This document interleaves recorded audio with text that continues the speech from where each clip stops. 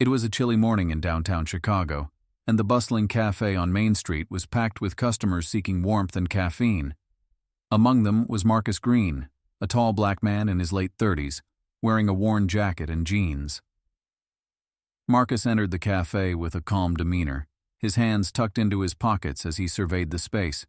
He walked up to the counter, where the barista, a young woman named Claire, greeted him with a smile. "Good morning, sir," she said. "What can I get for you?" Marcus smiled back. "Just a black coffee, please." Before Claire could respond, the manager, Tim, appeared from the back. He was a middle-aged man with a sharp suit and a brusque manner. Tim looked Marcus up and down, his expression souring. "Excuse me," Tim said, stepping between Marcus and the counter. "Are you sure you're in the right place?" Marcus frowned, taken aback. "I just want a coffee," he said simply. Tim folded his arms, his tone growing colder. "We're not a soup kitchen. If you're looking for handouts, try somewhere else." A few customers turned to watch the exchange, whispering among themselves.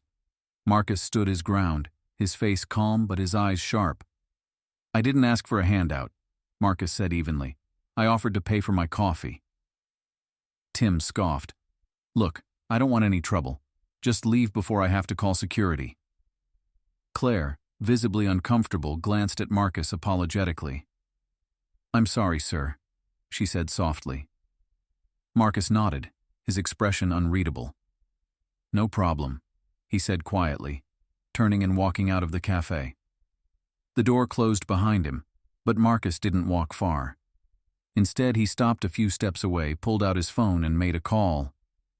"It's me," he said, his voice steady.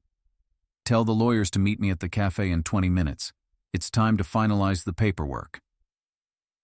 Little did Tim know, the man he had just insulted wasn't homeless. Marcus was a successful entrepreneur who had been in talks to buy the very cafe he'd just been kicked out of. And now, he was ready to show Tim exactly who he was. 20 minutes later, the cafe bustled as usual. Tim, the manager, stood near the counter sipping his coffee and chatting with a regular customer. Claire worked behind the counter, sneaking uneasy glances at the door, still bothered by the earlier incident with Marcus. The doorbell jingled, and Marcus walked back into the cafe. This time, he wasn't alone. Behind him were two sharply dressed lawyers carrying briefcases, their polished shoes clicking against the floor. The cafe grew quiet as heads turned toward the unusual group. Tim frowned, stepping forward.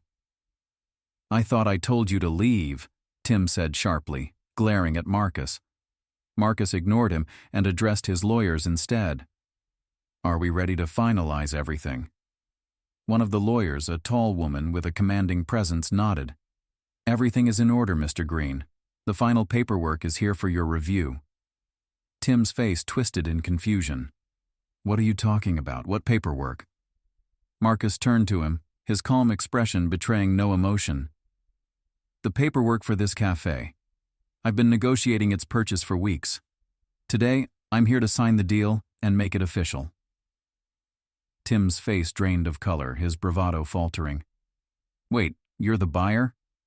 "That's right," Marcus said, his voice steady but firm. "And in about 10 minutes, I'll officially be your new boss." The room erupted in whispers as the realization spread.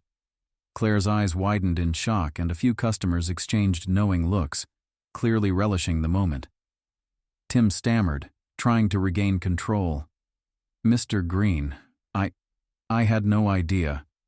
Marcus raised a hand to stop him. "You didn't care to find out," he said. "You judged me based on my appearance, assumed I didn't belong here, and treated me with blatant disrespect. That's not just bad manners, it's bad business."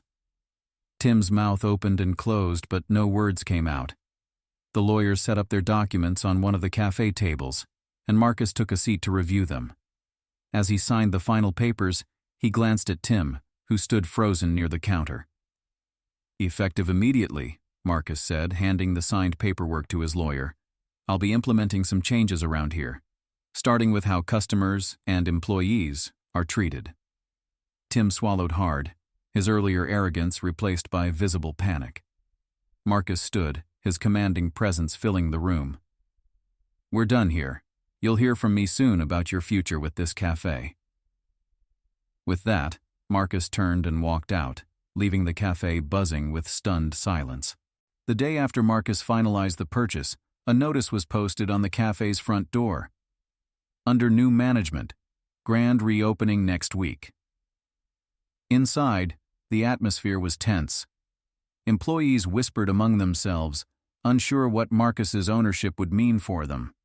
Tim, the former manager, avoided everyone's eyes as he went through his usual routine, clearly nervous about his impending meeting with the new boss.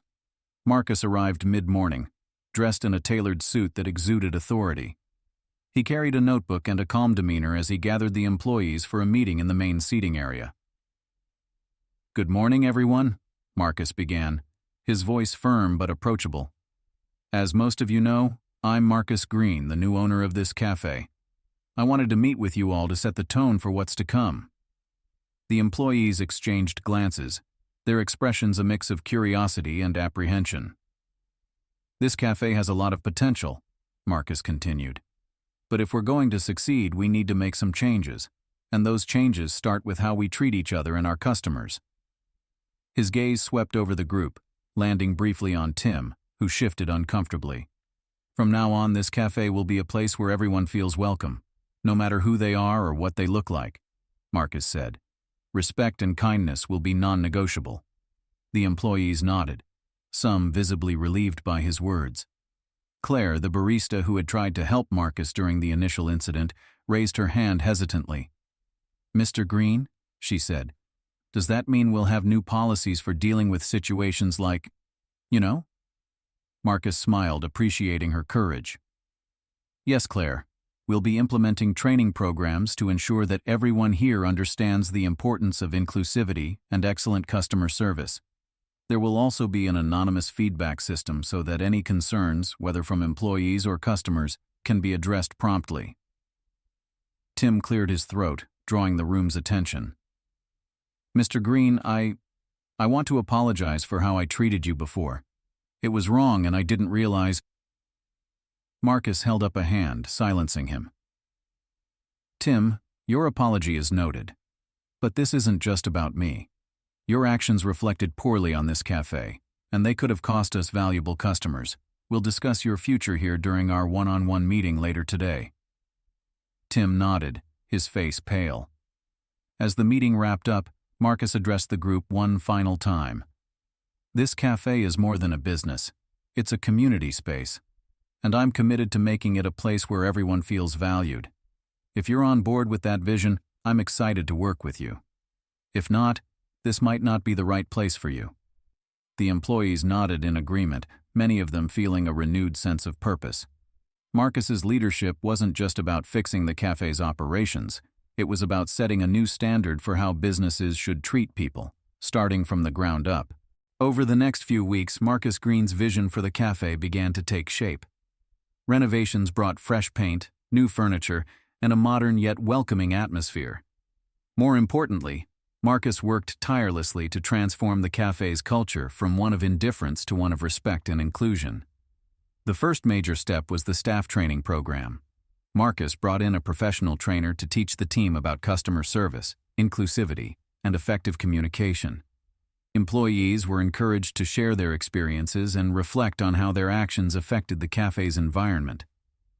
During one session, Claire spoke up.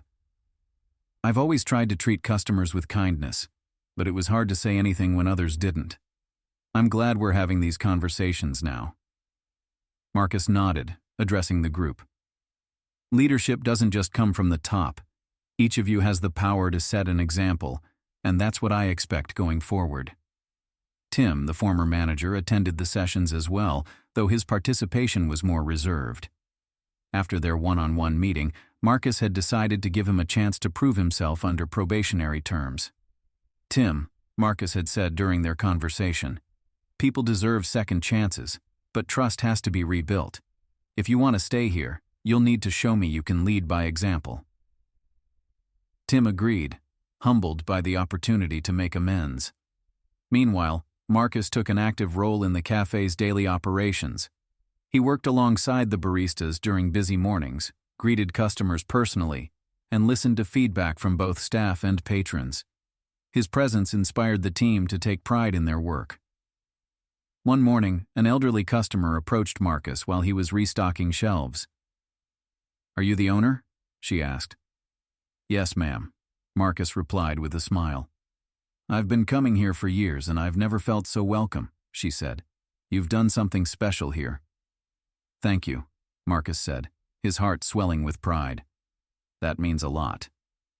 Word about the cafe's transformation spread quickly.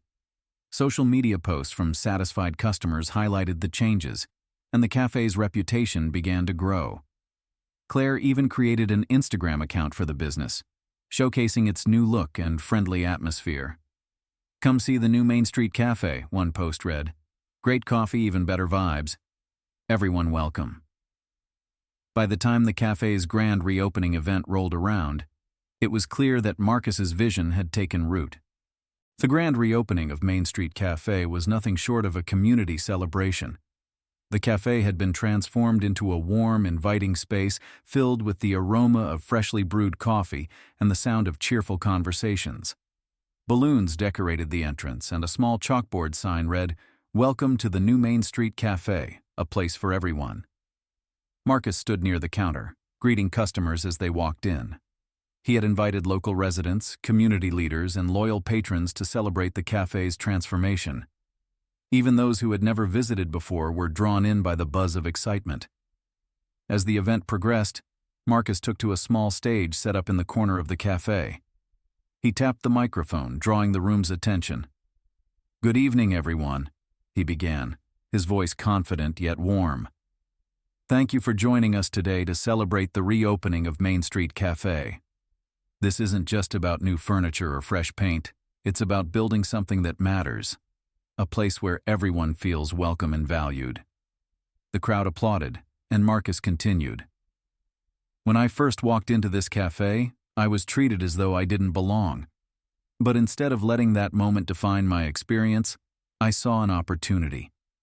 I wanted to create a space where kindness and respect are at the core of everything we do." His eyes scanned the room, landing briefly on Tim, who stood near the back. Tim nodded, a look of understanding on his face. "I'm proud to say that this cafe is now more than a business. It's a community," Marcus said.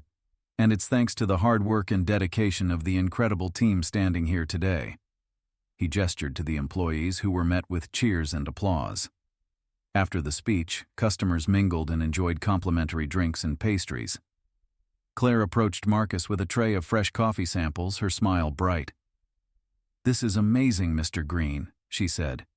"People are really loving it." Marcus smiled. "It's not just me, Claire. You've all played a part in making this happen."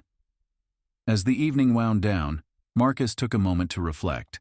The journey hadn't been easy, but the results were undeniable.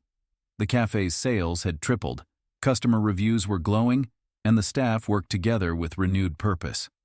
Even Tim, once a symbol of the cafe's old culture, had embraced the changes. He approached Marcus at the end of the event, extending his hand. "Thank you for giving me another chance," Tim said. "You've shown me what true leadership looks like." Marcus shook his hand. "It's never too late to do better, Tim. Just keep moving forward." Months later, the cafe continued to thrive, becoming a model for businesses in the community. Marcus's story inspired others, proving that with vision, determination, and respect, transformation was possible. For Marcus, the journey wasn't just about owning a business, it was about creating a legacy.